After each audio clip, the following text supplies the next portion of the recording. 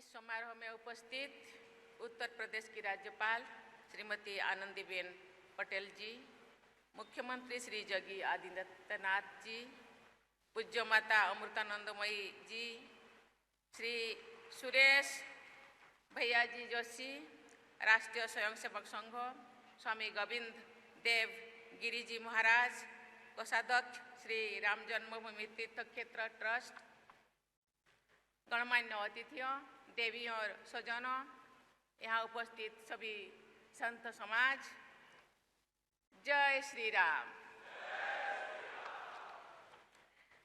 प्रभु श्री राम ने जिस अयोध्या नगरी में जन्म लिया, उसकी पवित्र धूलि का स्पर्श प्राप्त करना मेरे लिए अत्यंत सौभाग्य की विषय है। स्वयं प्रभु श्री राम ने अपनी इस जन्मभूमि को स्वर्ग से भी श्रेष्ठ बताया था। जननी जन्मभूमिश्च स्वर्गादपि गरीयसी। इसी अयोध्या यानी अवधपुरी और आसपास की लोक भाषा में संत कवि तुलसीदास जी ने श्री रामचरितमानस की रचना की थी। मानस में प्रभु श्री राम सीता जी से कहते हैं, यद्यपि सबने वैकुंठों का बखाना किया है तथा वो वेद पुराणों में वर्णित है, जग प्रसिद्ध है, लेकिन वैकुंठ भी मुझे अवधिपुर जैसा प्रिय लगता है। यद्यपि सब वैकुंठ बखाना, वेद पुराण विदित योगु जाना, अवधिपुर सम प्रिय नहीं जाओ सो, ये प्रसंग जानो कौ कौ। ये अयोध्या नगरी सभी राम भक्त के लिए भी सर्वाधिक प्रिय है। राम रावण युद्ध में विजय प्राप्त करने के पश्चात माता सीता और लक्ष्मण जी के साथ प्रभु श्री राम के अयोध्या आगमन का अत्यंत कलात्मक रेखाचित्र हमारे संविधान की हस्तलिखन मूल प्रति में शोभायमान है। ये रेखाचित्र मूल अधिकार के अत्यंत महत्वपूर्ण भाग 3 के आरंभ में दिखाई देता है। मुझे ये देखकर प्रसन्नता हुई है कि इस चित्र के विषय में जानकारी और जागरूकता प्रसारित की जा रही है तथा जनमानस को संवैधानिक आदर्श एवं पवित्र सांस्कृतिक प्रतीकों के साथ जोड़ा जा रहा है। चित्र चैत्र शुक्ल प्रतिपद संवत में 2083 के शुभारंभ के दिन नवरात्र के प्रथम दिवस पर यहाँ आकर मैं स्वयं को कृतार्थ अनुभव कर रही हूँ। मैं देश विदेश में रहने वाले सभी भारतवासियों और राम भक्तों को नए वर्ष की आत्मिक बधाई देती हूँ। नवरात्रि के अंत में रामनवमी के दिन हम सब प्रभु श्री राम का जन्मोत्सव मनाते हैं। मैं सभी को नवमी तिथि मधुमास पुनीता यानी रामनवमी के दिन मनाए जाने वाले सभी पावन वर्ष की मैं अग्रिम बधाई देती हूँ।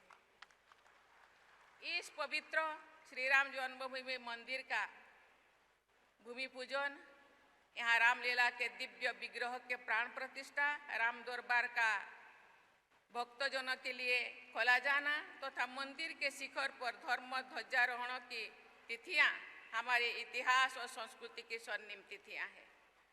प्राण प्रतिष्ठा के मर्मस्पर्श अवसर पर मैंने प्रधानमंत्री जी को एक पत्र लिखा था। उस पत्र में मैंने ये भाव व्यक्त किया था कि ये हम सभी के लिए सौभाग्य की बात है। हम सब अपने राष्ट्र के पुनर्स्थापना के एक नए कालचक्र का शुभारंभ के लिए साक्षी बन रहे हैं। देवी और स्वजनों, हम सभी एक समावेशी समाज और विकसित राष्ट्र के निर्माण के दिशा में आगे बढ़ रहे हैं। प्रभु श्री राम के आशीर्वाद से बस 2047 या शायद उससे पहले ही हम उन लक्ष्यों का प्राप्त कर सकेंगे। 21वीं सदी में हमारे समावेशी समाज और विकसित राष्ट्र की परिकल्पना राम राज्य के वर्णन में प्राप्त होती है। गोस्वामी तुलसीदास जी ने कहते हैं कि राम राज्य में ना कोई दुखी है, ना निर्धन है, ना परावलंबी है, ना बुद्धिहीन है और ना ही कोई संस्कारहीन है। तुलसीदास अपने शब्दों में लिखते हैं, नहीं दरिद्र को दुखी न दीना, नहीं को अबूझ ना लक्षणहीना। पिछले दशक के दौरान 25 करोड़ से अधिक लोगों को गरीबी की सीमा रेखा से ऊपर निकाला गया है तथा ऐसे प्रयास के लिए किया गया ताकि वो गरीबी से मुक्त हो सके। राम राज्य का आदर्श आर्थिक समृद्धि और सामाजिक समरसता के उच्चतम मानकों को प्रस्तुत करना है। माता सबरी से प्रभु श्री राम का भावपूर्ण मिलन, निषाद राज से उनका स्नेह संबंध, युद्ध में काल भी बानर आदि का सहयोग लेना, जटायु, जाम्बवान और गिलहरी सभी को सम्मान तथा स्नेह और प्रेरणा प्रदान करना, ऐसे अनेक प्रसंग एक सर्वस्पर्शी तथा सर्वसमावेशी जीवन दर्शन को अपनाने का आदर्श प्रस्तुत करते हैं। आज के संदर्भ में मुझे ये देखकर खुशी होती है कि सामाजिक समावेश तथा आर्थिक न्याय के साथ साथ पर्यावरण संरक्षण और जीव जंतुओं के सुरक्षा हेतु भी बड़े पैमाने पर राष्ट्रीय लक्ष्य तय किए गए हैं और उन्हें कार्य रूप दिया जा रहा है। राम राज्य के आदर्शों पर चलते हुए हम सब नैतिकता और धर्माचरण पर आधारित राष्ट्र का निर्माण कर सकेंगे। श्री राम जन्मभूमि तीर्थ क्षेत्र का आदर्श वाक्य है, रामो विग्रहवान धर्म, अर्थात प्रभु श्री राम धर्म के प्रतिमान स्वरूप है। धर्म के व्यापक अर्थ के आधार पर निजी और सामूहिक जीवन को संचालित करते ही हम प्रभु श्री राम की सच्ची पूजा अर्चना कर सकेंगे। प्रभु श्री राम के आशीर्वाद से इस मंदिर तथा परिसर की भव्यता बढ़ती ही जा रही है। माता अन्नपूर्णा, माँ दुर्गा, प्रभु श्री राम परिसर तथा रामलला का दर्शन करके मैं कृतकृत हो गई हूँ। लेकिन प्रभु श्री राम की असीम कृपा से आज ही इसी पावन परिसर में मुझे और भी पूर्ण लाभ मिल गया है। मुझे सप्त मंदिर में जाकर माता सबरी, निषाद राज, माता ओहला, महर्षि विशिष्ट, महर्षि वाल्मीकि, महर्षि विश्वामित्र और महर्षि अगस्त की पवित्र मूर्तियों का दर्शन करने और आशीर्वाद प्राप्त करने का भी सौभाग्य मिलेगा। मेरी प्रार्थना है कि प्रभु श्री राम तथा सभी देवी देवताओं एवं दैवी विभूतियों की कृपा सभी देशवासियों पर बने रहे। उन सब की कृपा से हम आधुनिक विश्व में राम राज्य जैसे व्यवस्था स्थापित कर सके। देवियों और स्वजनों, मैं चाहूँगी कि हमारे सभी देशवासी घोट घोट व्यापी राम के पवित्र शक्ति भाव के साथ एकात्म होकर आगे बढ़े। जन सामान्यों की भाषा में हम सब सुनते रहे हैं, मुझ में राम, तुझ में राम, सब में राम समाए। राम भक्त के पवित्र बंधन में जुड़कर सबके प्रति अपनेपन के भाव के साथ हम राष्ट्र निर्माण करें।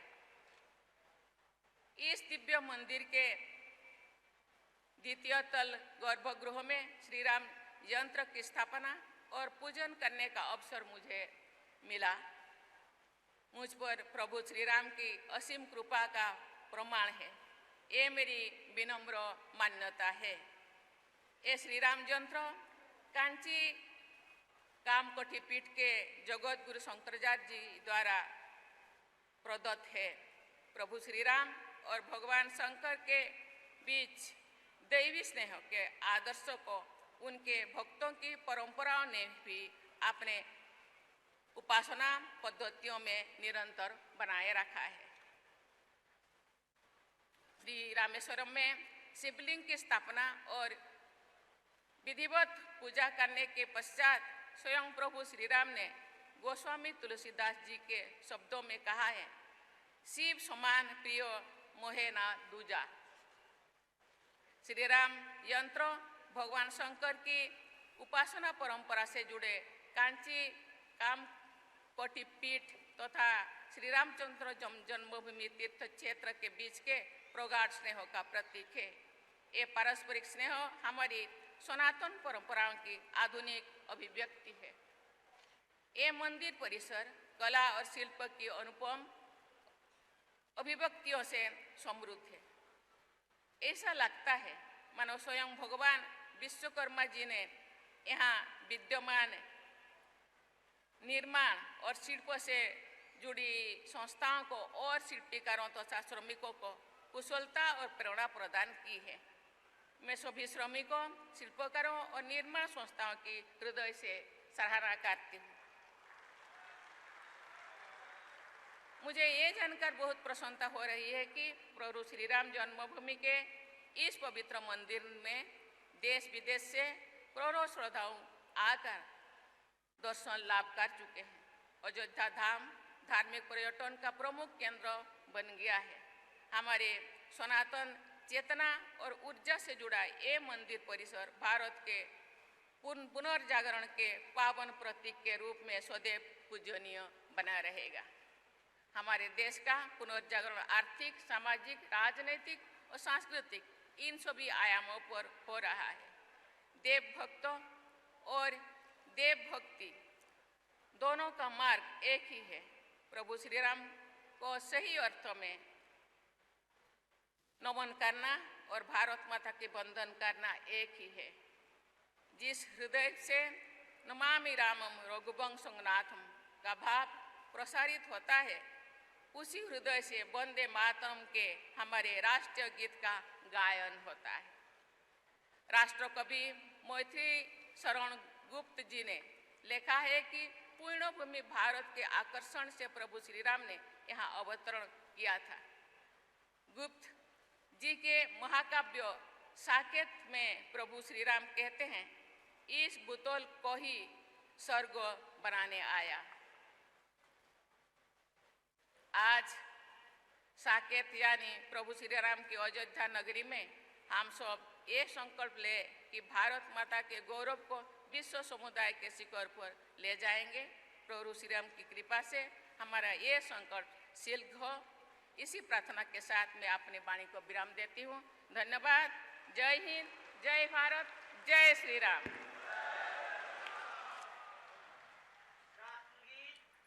राष्ट्रगान के लिए